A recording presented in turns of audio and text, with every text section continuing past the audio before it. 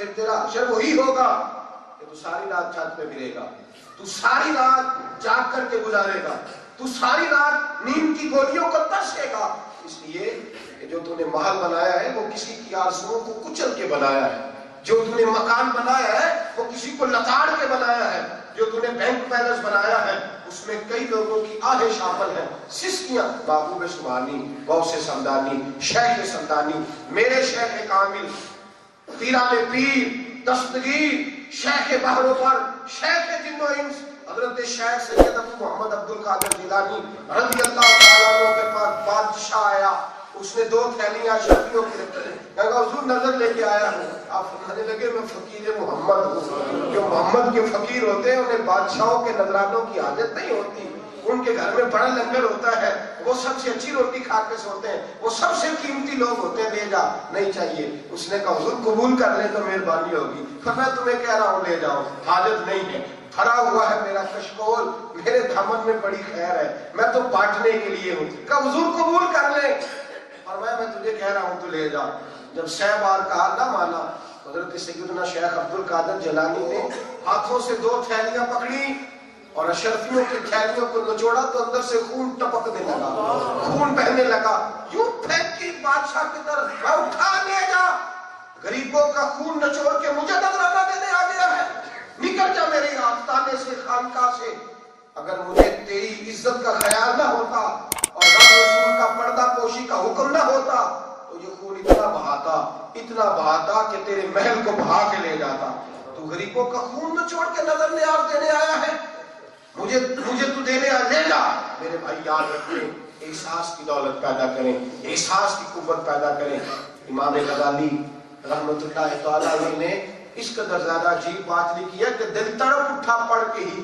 امام غزالی کہتے ہیں حضرت ابو درداء کے انتقال کا وقت آیا تو پہلے اماں سے معافی مانگی، پھر بہنوں سے معافی مانگی، پھر بیوی سے معافی مانگی، پھر بچوں سے معافی مانگی، پھر محلے داروں سے معافی مانگی، پھر دوستوں سے معافی مانگی۔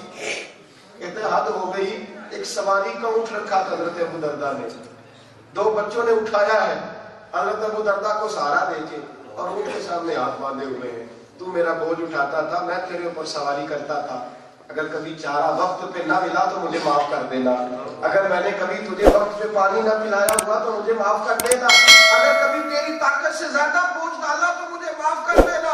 بچے رو رہے ہیں، ابا جی یہ کیا کر رہے ہیں؟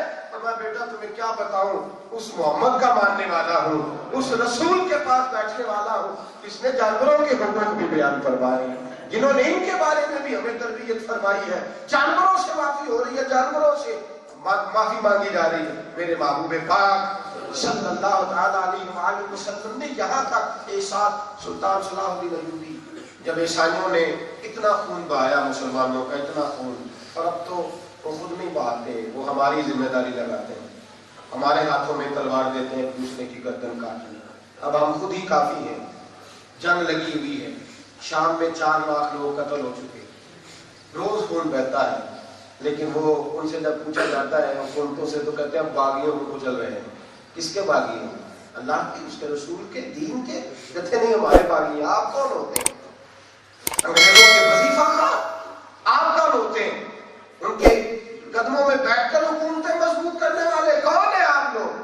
آپ کون ہیں؟ اسلام بیچنے والے، مسلمانوں کا خون بیچنے والے کون ہیں آپ؟ لوگوں کا خون بہایا جاتا ہے، قتل و غارت ہوتی ہے۔ میرے نبی پاک صلی اللہ تعالیٰ علیہ وسلم کے جو مان سلطان صلاح الدین ایوبی، جب فلسطین میں خون بہایا گیا اور اتنا سخت خون، کچی سڑکیں تھی فلسطین کی، لیکن مسلمانوں کو اتنا قتل کیا گیا کہ گھوڑے جب سڑکوں پہ چلتے تھے تو ان کے پیر پھسلتے تھے، اتنا خون تھا۔ 70 سال کا وقفہ گزرا، ابھی وہ لوگ موجود تھے جنہوں نے خون بہتے دیکھا تھا، جنہوں نے بہایا تھا۔ سلطان صلاح الدین ایوبی میدان میں آئے اور بہت بڑا سپہ سالار جو تھا مقابلے میں نکلا، اسی فلسطین میں کھڑے ہو کر سلطان صلاح الدین ایوبی نے فتح کی۔ اس جو سپہ سالار تھا اس کی کئی بیویاں، کئی بچے تھے، ایک بیوی دوڑی آئی، وہ کہنے لگی میرا خاوند تو قتل ہو گیا ہے لیکن میرے 2 بچے کھو گئے ہیں، یا تو قتل کر دیے گئے ہیں یا اغوا کر لیے، سلطان میرے بچے میرے بچے میرے بچے، ماں رونے لگی۔ سلطان نظر ڈالی، کہا اس کے بچے کدھر ہے؟ اس نے اپنے لفظ کہے، سمجھتی تھی نا جیسے سارے ظالم ہوتے ہیں، شاید معاذ اللہ مسلمان بھی، کہنے لگی سلطان میرے بچے اگر کسی فوجی کے قبضے میں ہیں تو انہیں کہو قتل کرنے سے پہلے ایک دفعہ مجھے ملا ہی دے، مارنے سے پہلے ملا ہی دے۔ وہ ایک بچہ قتل کر دیا نا، وہاں قتل کر دیا ترکی میں اغوا کر کے انسانی سمگلروں نے، تو اس کو کہا کہ لاش ہی واپس کر دو، تو کہا 2 لاکھ روپے لیں گے۔ لاش دینے کا 2 لاکھ روپے، لاشوں پہ سودے ہو گئے۔ کفن بکتا ہے، کفن بکتا ہے۔ اتنی بڑی درندگی، اتنا بڑا ظلم۔ سلطان صلاح الدین ایوبی سے سپہ سالار کی بیوی جو مقابلے میں آیا، کہنے لگی میرے بچے مجھے دے دیے، اور اگر قتل ہو گئے ہیں تو مجھے چہرہ ہی دکھا دیا جائے۔ سلطان نے نظر ڈالی، فرمایا فٹافٹ بچے پکڑ کے لاؤ، کہاں ہے ڈھونڈو۔ تھوڑی دیر کے بعد کہنے لگے نہیں تم نہیں، میں خود ڈھونڈنے جاتا۔ بی بی کو ساتھ لیا، ساری فوجوں میں ڈھونڈنے لگے، پہاڑ کے پیچھے اس کے بچے، اس کے جوان بچے بھی تھے، یہ 2 چھوٹے بچے ساتھ تھے۔ پہاڑ کے پیچھے سلطان خود اٹھا کے لائے۔ 2 فوجیوں کو کہا ان بچوں کو ساتھ لو، تلواریں پکڑو، ان کی ماں کو بٹھاؤ، اور جہاں یہ بی بی کہتی ہے وہاں حفاظت کے ساتھ پہنچا کے آؤ، حفاظت کے ساتھ پہنچا کے آؤ۔ بی بی پلٹی واپس اور سلطان صلاح الدین ایوبی سے کہنے لگی میں ان لوگوں کو جانتی ہوں جن کے بازو کاٹے تھے میرے شوہر نے، میرے سامنے اس نے خون بہائے تھے، تو مجھے اعزاز کے ساتھ کیوں بھیج رہا ہے؟ 70 سال ہی تو گزرے ہیں جہاں خون بہایا تھا مسلمانوں کا، ہم نے کھوپڑیوں کے مینار بنائے تھے، ہم نے ساری سڑکیں خون سے بھر دی تھی، تو اتنی مہربانی کیوں کر رہا ہے؟ تو سلطان صلاح الدین ایوبی کی آنکھوں میں آنسو آئے، کہنے لگے بی بی کیا بتاؤں، میں محمد عربی کا ماننے والا ہوں، میرے پاؤں میں حضور کے قانون کی زنجیر ہے، میں کیا کروں؟ مجھے میرے کریم نے حکم دیا ہے کہ جہاد پہ نکلو تو نہتوں پہ تلوار نہیں اٹھانی، جو مقابلے میں نہ آئے اس پر تلوار نہیں اٹھانی، عورت پہ ظلم نہیں کرنا، بچے پہ زیادتی نہیں کرنی، فصلوں کو اجاڑنا نہیں، درختوں کو کاٹنا نہیں، کوئی ظلم اور زیادتی نہیں کرنا، میں تیرے ساتھ کیسے جا، تو آزادی سے اپنے گھر۔ پلٹ کے آئی، کہنے لگی زندگی بارے سائنوں کے گھر میں رہی ہوں، اور غریب نہیں سپہ سالار کے گھر میں رہی ہوں، مجھے کوئی دولت متاثر نہیں کر سکی، مجھے کوئی بنگلہ متاثر نہیں کر سکا، قیمتی گھوڑا اور سواری متاثر نہیں کر سکی۔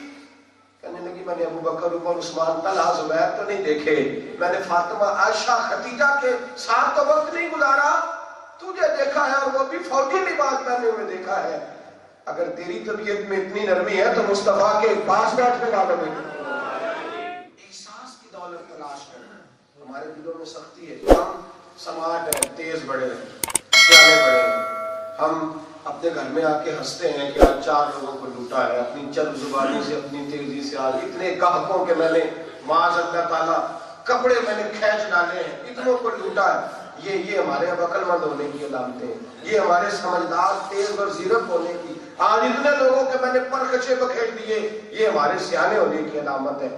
سیانا تو وہ ہوتا ہے جس سے کسی کو فائدہ مل جاتا ہے، سکون اس مومن کو ملتا ہے جس کی وجہ سے اللہ کسی دوسرے کا فائدہ کر دیتا ہے۔ میرے حبیب پاک صلی اللہ علیہ وسلم جو دین لے کے آئے، اس دین میں میرے اعلیٰ حضرت فرماتے ہیں جب رب تمہیں سزا دینے میں جلدی نہیں کرتا، جب اللہ تمہیں سزا دینے میں جلدی، توجہ ہے آپ دوستوں کی، ادھر دیکھیے میری طرف، جاگ کے بیٹھیے، جب اللہ تمہیں سزا دینے میں جلدی، تم اپنے دوستوں کو، اپنے بھائیوں کو سزا دینے میں جلدی کیوں کرتے ہو؟ کنز المال میں حدیث ہے، یاد رکھنا، نبی پاک صلی اللہ علیہ وسلم نے فرمایا جب کوئی بندہ نیکی کرتا ہے، ارادہ کرتا ہے، تو اللہ حکم دیتا ہے فرشتوں سے کہ لکھ لو میرا بندہ نیکی کرنے لگا ہے، کی نہیں، اللہ فرماتے لکھ لو، ارادہ ہو گیا اس کا۔ اور جب گناہ کرتا ہے نا بندہ تو رب فرشتوں کو حکم دیتا ہے کہ ٹھہر جاؤ، ابھی نہ لکھنا۔ یہ حدیث میں لفظ ہے کنز المال میں، نبی پاک علیہ السلام نے فرمایا 24 گھنٹے تک رب کا حکم ہے کہ انتظار کرو، شاید یہ توبہ کر لے، اس کی غلطی لکھو نا، شاید توبہ کر لے۔ اگر 24 گھنٹوں میں احساس ہو گیا، توبہ ہو گئی، تو گناہ نہیں لکھا جاتا، اور اگر احساس نہیں ہوتا تو لکھا جاتا ہے۔ پر میں رب تو تمہیں سزا دینے میں رب ہو کے انتظار کرتا ہے، اور تم 1 منٹ نہیں لگاتے دوسرے کو سزا دینے میں، فٹافٹ سزا، فٹافٹ مجھے کہہ دیا، ماں بدولت کوئی میری ہی غلطی کر دی، میری ہی نافرمانی، میرے سامنے تمہیں پتہ نہیں میں کیا بلا ہوں۔ اعلیٰ حضرت کے والد گرامی مولانا نقی علی خان کہتے ہیں میری چھوٹی سی بیٹی تھی، تو کچھ دوستوں نے عارضہ دی کہ ہم یہ کام کریں گے، کچھ دنوں کے لیے دے دیں، میں نے چابی دے دی، چھوٹی سی حویلی 4-5 مرلے زمین پر مشتمل، تو تو کہتے ہیں انہوں نے اپنی مرضی سے کچھ درخت کاٹ دیے، کچھ چیزیں سیدھی کر دی. میں پہنچا، میں نے دیکھا، مجھے غصہ آیا، میں نے کہا میری جگہ پہ میری مرضی کے خلاف. کہتے ہیں بس میری زبان سے یہ لفظ ادا ہوئے تو پھر میرے آنسو ٹپک گئے. ان سے معافی مانگ کے پلٹنے لگا تو انہوں نے کہا حضرت جی آپ ہمیں بھی پریشانی تھی کہ ہم نے غلطی کی ہے، آپ بات کرتے کرتے آپ فرمانے لگے بس چھوڑو. کہا حضور بتائیے تو صحیح.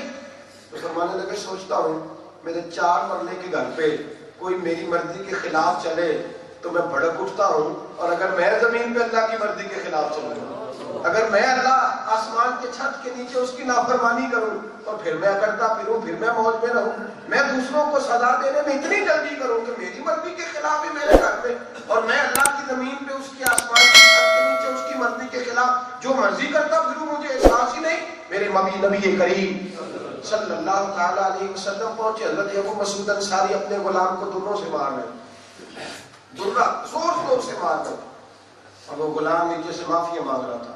نبی پاک پہنچ گئے. حضور نے پہنچتے ہی فرمایا بس کر بس کر، تجھے تو کچھ بھی طاقت نہیں اس غلام پر، میرے اللہ کو تو تیرے اوپر ساری طاقتیں حاصل ہیں، بس کر دے، چھوڑ دے. کہا حضور یہ غلطیاں ہی بڑی کرتا ہے، کیا کروں؟ حضور نے فرمایا یہ غلطی کرے تو معاف کر دے. کہا حضور کتنی بار معاف کروں؟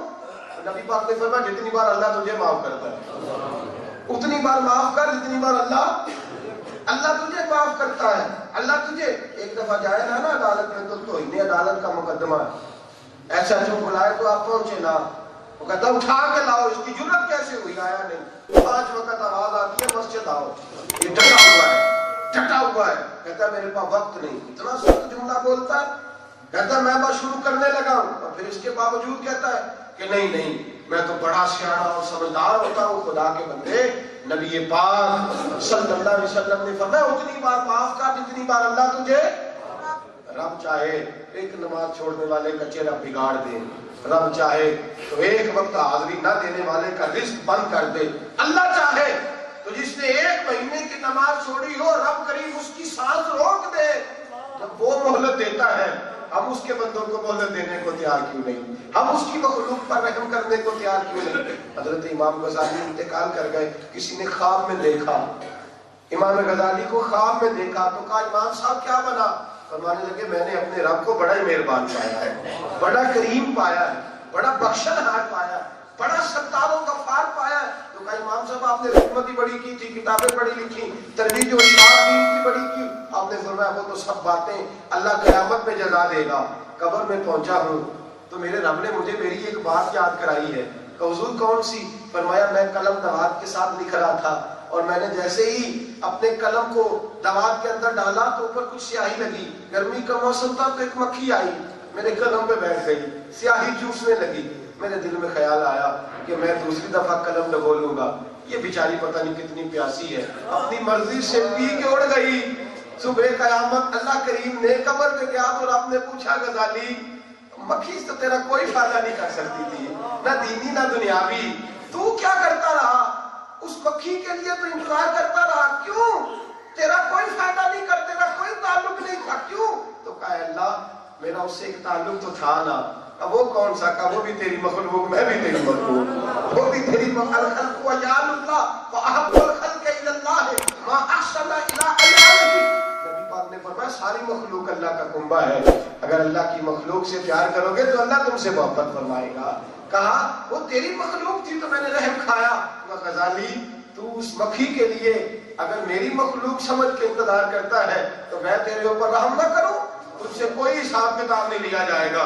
اس کے لیے جنت کے سارے دروازے کھول دو، میں غزالی کو بغیر حساب کتاب جنت عطا کرتا ہوں. میرے بھائی احساس کو پیدا کرنا، احساس کو پیدا کرنا. میرے نبی کریم صلی اللہ علیہ وسلم نے حقوق گنوائے، جانور کے حقوق گنوائے. وقت پہ چارہ ڈالنا، وقت پر اس کو گھاس ڈالنا، وقت پر پانی پلانا، دھوپ چھاؤں کا خیال رکھنا.